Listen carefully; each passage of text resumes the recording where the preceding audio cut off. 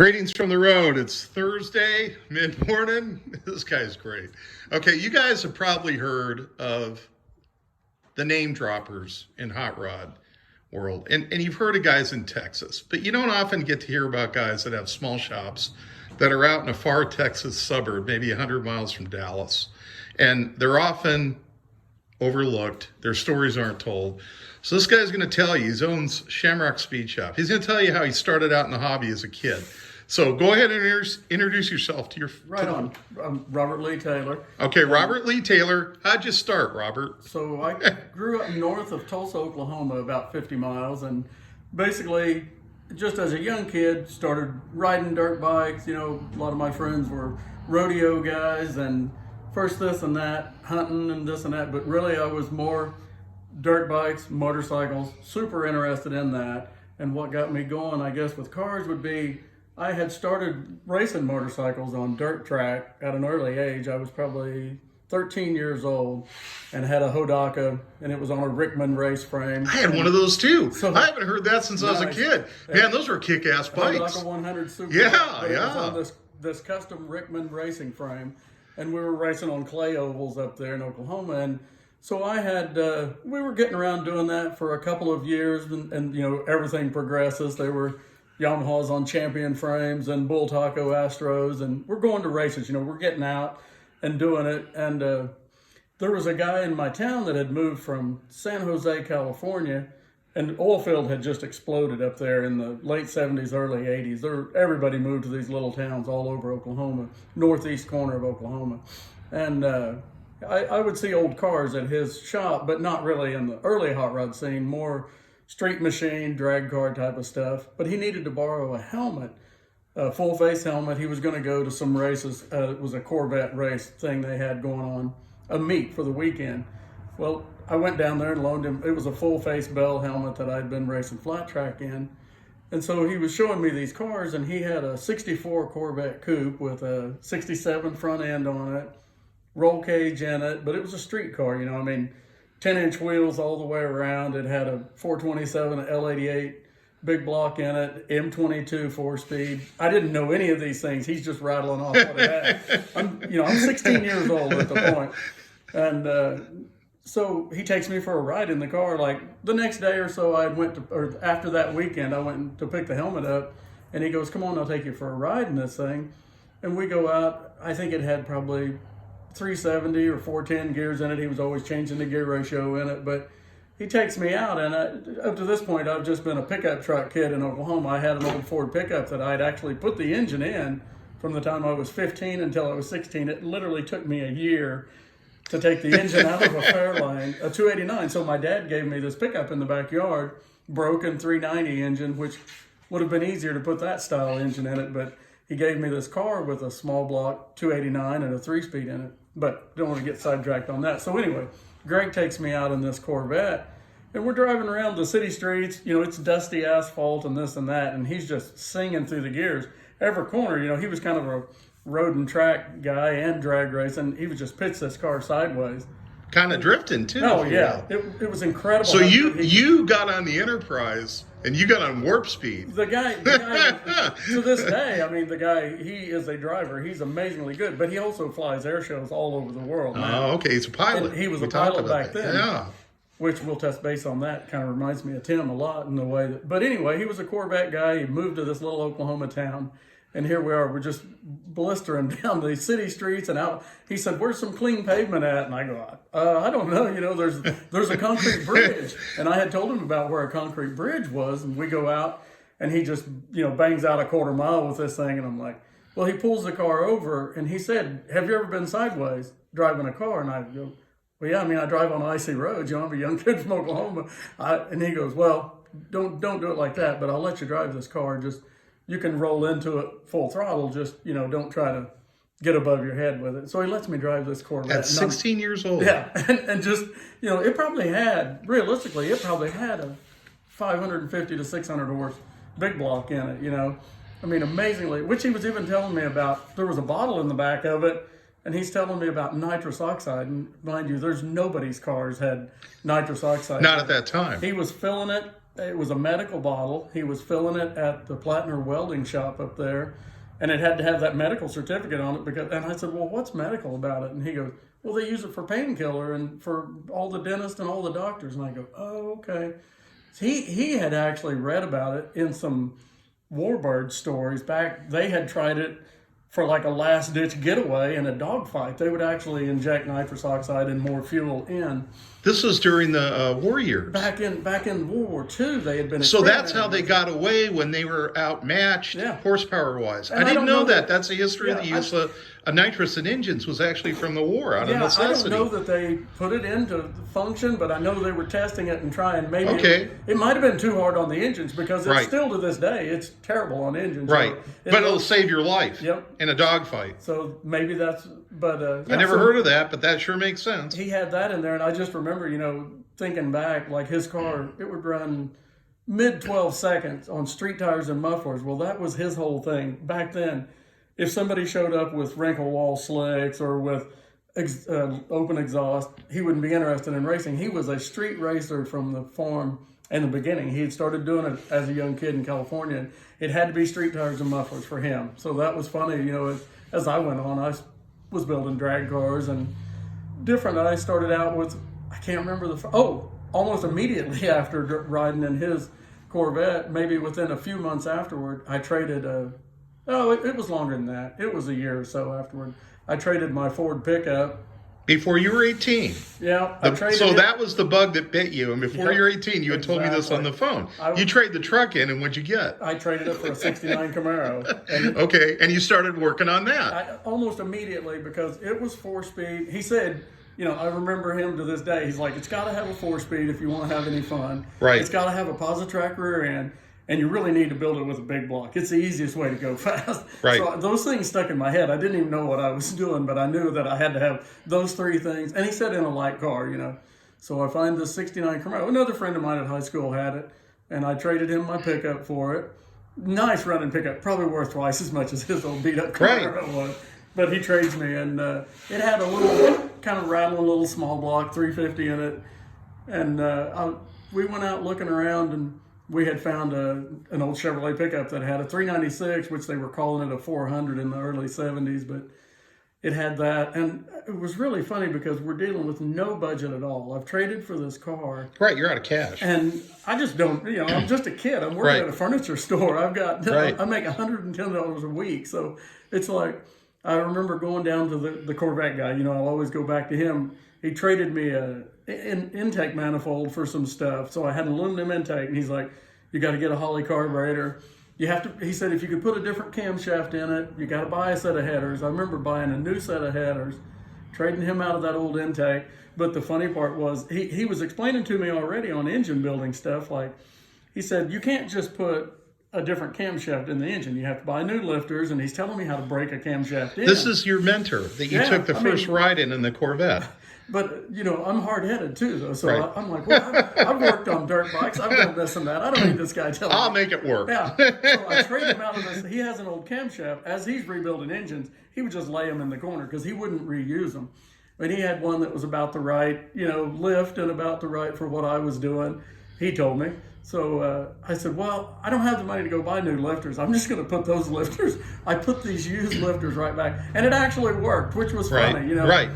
And it didn't flatten the lobe out, which is really even double funny because nowadays we're having so many problems with, most people are going roller because they flatten out the lobe almost immediately on your break-in. But no, I drove that car for a whole summer and into the winter, and the camshaft held up. Now, is that the one, tell us about the roll bar.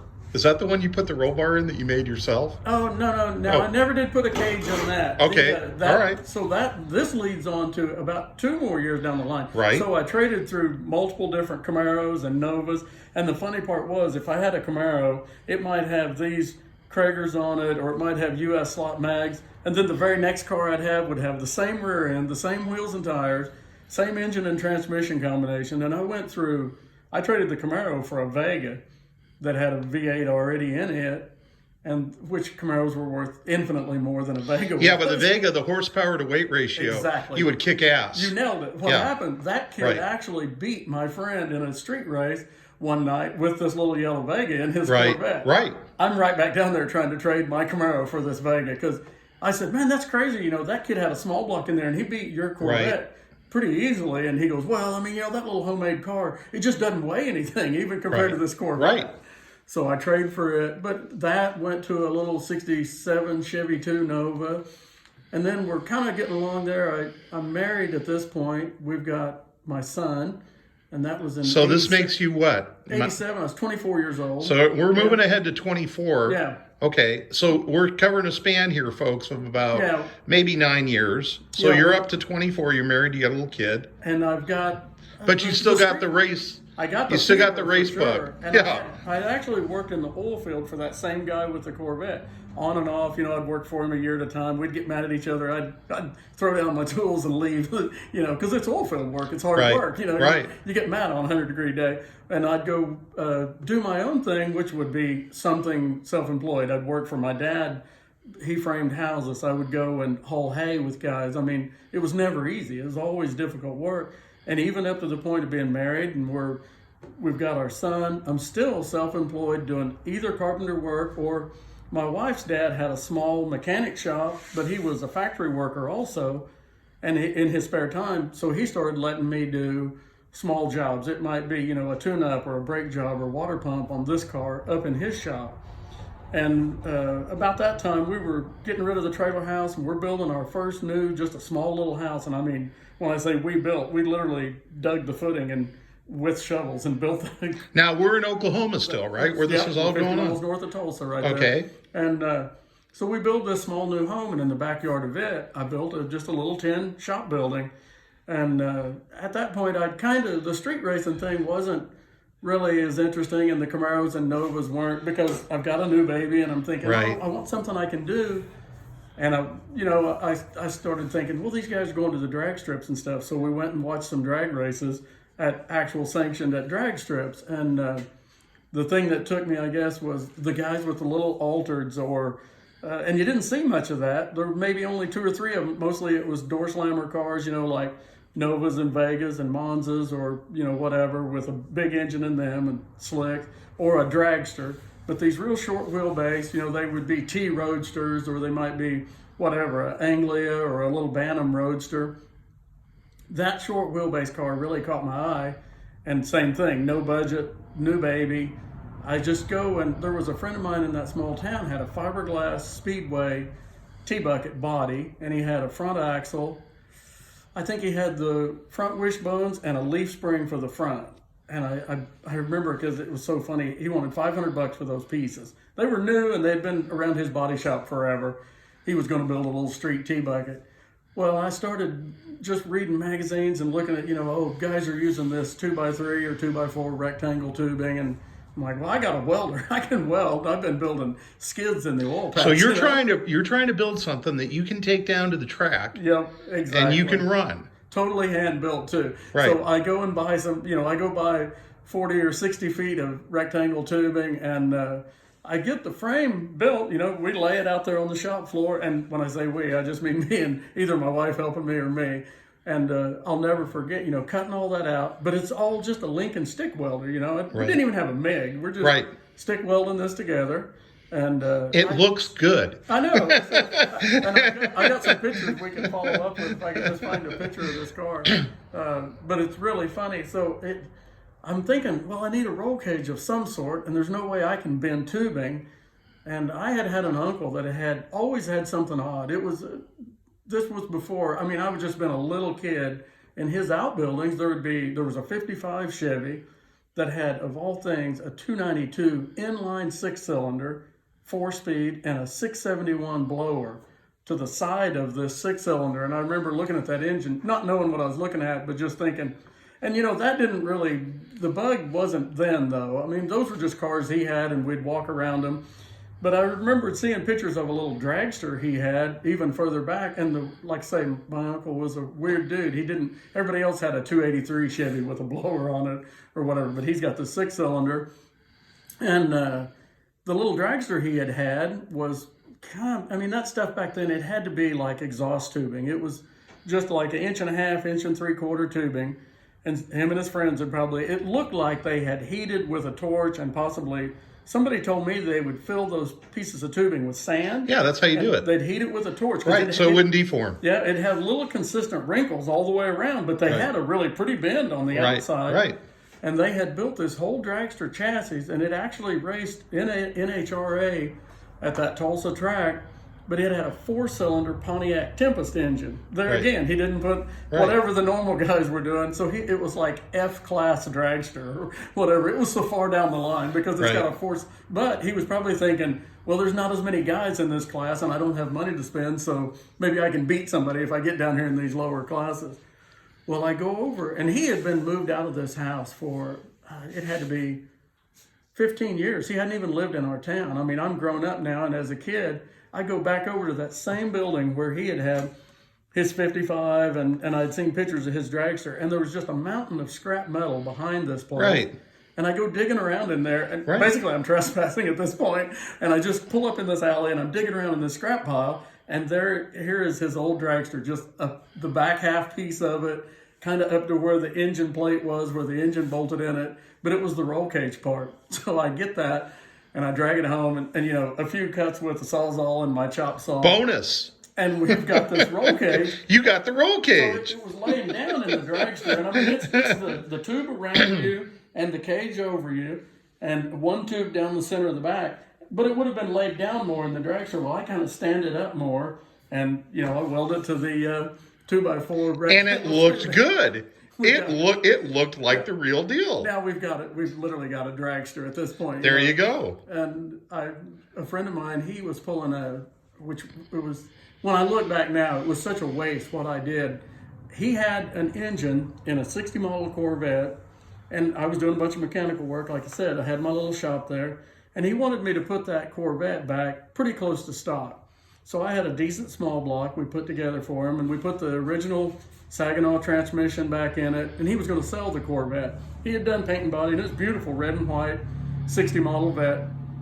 But the history of that Vet was, as a lot of guys did back in those small towns, there was a guy that was 15, 20 years older than me, and he had been in Vietnam fighting over there, and he had came home, and in 1970, right there in my small town, he had ordered a 1970 Chevelle 454 LS6 in it, radio delete, heater delete. He was buying him basically a race car, Right.